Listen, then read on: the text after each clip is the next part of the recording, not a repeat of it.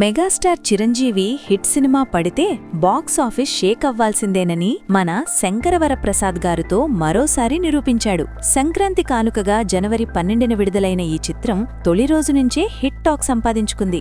First డేనే world wide gross గా 84 కోట్లు రాబట్టిన ఈ సినిమా 2 రోజుల్లోనే సెంచరీ అంటే 100 కోట్లు కొట్టేసింది. మూడో రోజు కూడా కలెక్షన్స్ తగ్గకుండా భారీగా సాగింది. పండగ సీజన్ కావడంతో సినీ ప్రేక్షకులు పెద్ద ఎత్తున సినిమాకు తరలివెళ్లారు. దీంతో 3 రోజుల్లో వరల్డ్ వైడ్ గ్రాస్ 152 కోట్లకు చేరుకుందని మేకర్స్ అధికారికంగా పోస్టర్ రిలీజ్ చేశారు. ఇటీవల కాలంలో చిరంజీవి సినిమాకు ఈ స్థాయిలో కలెక్షన్స్ రాలేదు. ఈ సినిమా ద్వారా మెగాస్టార్ తన పాత ఫామ్ ని తిరిగి తెచ్చుకున్నాడని ఫ్యాన్స్ సంబరపడుతున్నారు.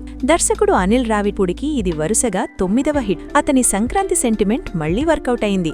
గతంలో సంక్రాంతి సమయంలో విడుదలైన అతని చిత్రాలు అన్నీ సూపర్ హిట్ అయిన నేపథ్యంలో ఈసారి కూడా అదే మ్యాజిక్ పనిచేసింది. ఈ చిత్రంలో చిరుకి జోడీగా నయనతార నటించగా క్యాథరిన్ కీలక పాత్రలో పోషించింది. ఇక విక్టరీ వెంకటేష్ క్యామియో ఈ సినిమాకు మరింత ప్లస్ అయింది. సినిమాకు హిట్ టాక్ రావడంతో కలెక్షన్స్ భారీగా పెరిగే అవకాశం ఉందని ట్రేడ్ వర్గాలు అంచనా వేస్తున్నాయి.